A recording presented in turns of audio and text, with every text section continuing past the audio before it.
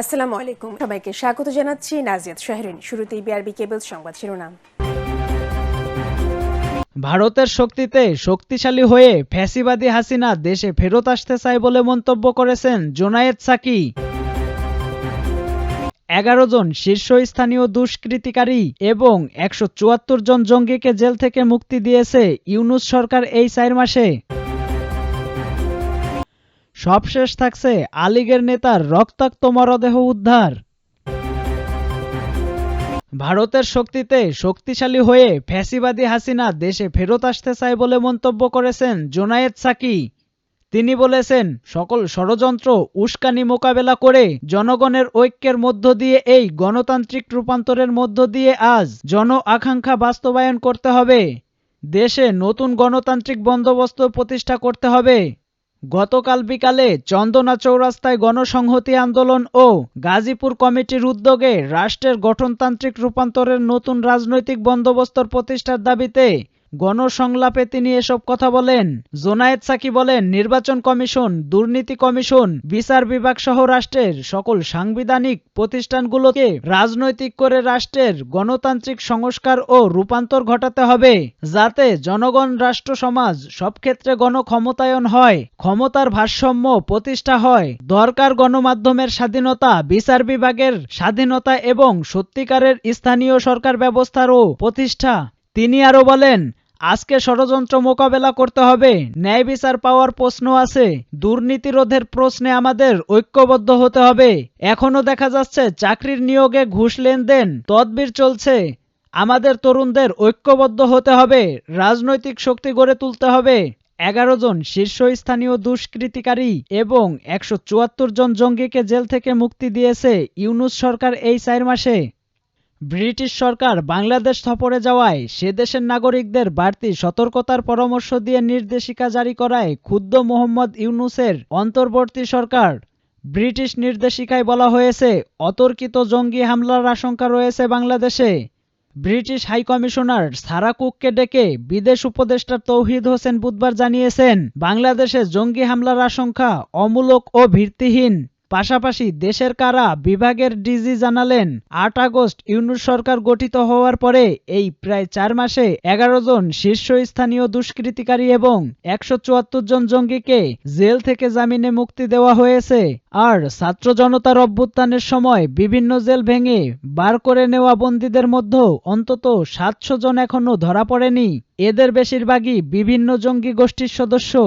ইউনূস ও তার উপদেষ্টারা যখন দাবি করেছেন ভারত ও নানা বিদেশি রাষ্ট্র অন্তর্বর্তী সরকার ও বাংলাদেশের ভাবমূর্তিকে কালিমালিপ্ত করতে অপপ্রচার করেছে, সেই সময়ে সরকারি কর্মকর্তার দেওয়া এই তথ্য একেবারেই উল্টো কথা বলেছে। শেখ হাসিনা সরকারের আমলে ইসলামী জঙ্গিদের বিরুদ্ধে জিরো টলারেন্স নীতি নেওয়া হয়েছিল। আইন শৃঙ্খলা বাহিনী রাতের পর রাত দীর্ঘ ও রক্তক্ষয়ী অভিযান চালিয়ে যে জঙ্গিদের গ্রেপ্তার করে জেলে ভরেছে, এভাবে তাদের মুক্তিতে বাহিনীর মধ্যে ক্ষোভ রয়েছে বলে জানাচ্ছেন র্যাবের এক অবসরপ্রাপ্ত কর্মকর্তা। র্যাবের অবসরপ্রাপ্ত এই কর্মকর্তা বলেন, এই সরকারের আমলে গণতন্ত্রের বদলে সর্বক্ষেত্রে মবক্রেসি গেড়ে বসেছে। ক্ষোভের এতটুকু প্রকাশ ঘটালে খুনের মামলা আসামি করা থেকে পিটিয়ে মারা হতে পারে। সকলের উপরে আতঙ্ক চেপে বসেছে। একজন নাগরিক হিসাবে আমিও যেমন আমার নামটুকু প্রকাশ করতে ঝুঁকি নিতে পারছি না। দেশের আইন শৃঙ্খলা পরিস্থিতি করুন। গত 3 মাসে 500-র বেশি খুনের ঘটনা ঘটেছে। রাহাজানি, চুরি, ডাকাতি, ছিনতাই ও অপহরণের ঘটনাও নৈমিত্তিক। পুলিশ জানিয়েছে, আন্দোলনের সময় তাদের থানা ও অস্ত্রাগার লুট এবং মোতায়েনে পুলিশ ও কারারক্ষীদের হাত থেকে ছিনতাই করা হয়েছিল 5829টি আগ্নেয়াস্ত্র এবং 6.5 লক্ষের বেশি গোলাবারুদ, 1,500-এর বেশি মরণাস্ত্র এবং প্রায় 2 লক্ষ গোলাগুলি এখনও উদ্ধার হয়নি। এর মধ্যে বিশেষ সুরক্ষা বাহিনীর 32টি অত্যাধুনিক ভারী অস্ত্রও রয়েছে। গোয়েন্দাদের খবর, এই বিপুল পরিমাণ আগ্নেয়াস্ত্র দুষ্কৃতীদের হাতে চলে গিয়েছে। জঙ্গি শক্তি তাদের কাছ থেকে এই অস্ত্রশস্ত্র সংগ্রহ করেছে। কলকাতায় আওয়ামী লীগের এক নেতা বলেছেন, সংখ্যালঘু নির্যাতন থেকে জঙ্গিদের নিয়ন্ত্রণ বা দ্রব্যমূল্যর বৃদ্ধিতে লাগাম টানা কোনো কাজই ইউনূস সরকারের উদ্যোগে দেখতে পাচ্ছেন না বাংলাদেশের আমজনতা। এই পরিস্থিতিতে পিঠ বাঁচাতে উগ্র ভারত বিরোধিতার পুরনো তাস ফের খেলছেন বর্তমান শাসকেরা। একদিকে সরকার সমর্থক সব অংশকে ডেকে ঐক্যের ডাক দিচ্ছেন ইউনূস, পাশাপাশি এদিন সভা করে ফের ভারতীয় পণ্য বয়কটের ডাক দিয়েছে বিএনপির একাংশ। দলটির সিনিয়র যুগ্ম মহাসচিব রুহুল কবির রিজভী একটি লাল শাড়িকে ভারতীয় শাড়ি দাবি করে ছুঁড়ে ফেলে বলেন, স্ত্রীর কাছ থেকে চেয়ে এনেছি, পুরাতন এই ভারতীয় শাড়িটি বয়কট করেছি। একদল অনুগামী সঙ্গে সঙ্গে শাড়িটি পুড়িয়ে আগুন ধরিয়ে দেন।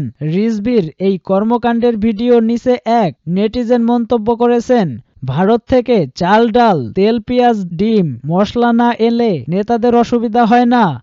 সবশেষ থাকছে আলীগের নেতার রক্তাক্ত মরদেহ উদ্ধার। চাঁপাইনবাবগঞ্জের নাচলে কামরুল ইসলাম নামের এক ব্যক্তির রক্তাক্ত মরদেহ উদ্ধার করেছে পুলিশ। শুক্রবার সদর ইউনিয়নের ৩ নং ওয়ার্ডের হাকরাইল সাঁওতালপাড়া গ্রামের ধানক্ষেত থেকে তার মরদেহ উদ্ধার করা হয়। কামরুল নাচর সদর ইউনিয়নের ২ নং ওয়ার্ডের আওয়ামী লীগের সভাপতি ছিলেন। তিনি সূর্যপুর বরীন্দ্রপাড়া গ্রামের মৃত হোসেন আলীর ছেলে।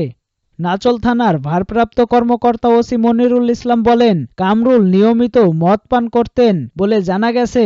তিনি উচ্চ রক্তচাপের রোগী ছিলেন। বৃহস্পতিবার দিবাগত গভীর রাতে কোনো এক সময়ে মদ্যপান অবস্থায় পড়ে যাওয়ার পর মারা যান বলে প্রাথমিকভাবে ধারণা করা হচ্ছে। তার মুখ, কান ও নাক দিয়ে রক্ত বের হওয়ার কারণে মুখমণ্ডল রক্তাক্ত ছিল। শুক্রবার সকাল 10:30টার দিকে পুলিশ ঘটনাস্থল থেকে মরদেহটি উদ্ধার করে ময়নাতদন্তের জন্য হাসপাতালের মর্গে পাঠায়। ময়নাতদন্তর প্রতিবেদন পেলে তার মৃত্যুর ব্যাপারে বিস্তারিত জানা যাবে। এ ঘটনায় থানায় প্রথমে জিডি ও পরে একটি ইডিট মামলা করা হয়েছে বলে জানান ওসি। ২ নম্বর ইউপি ওয়ার্ড সদস্য শফিকুল আলম বলেন, আওয়ামী লীগ নেতা কামরুল তার জমির পাশে ক্ষুদ্র নৃগোষ্ঠীর ওই গ্রামে যাতায়াত করতেন। তিনি মাদকাসক্ত ছিলেন।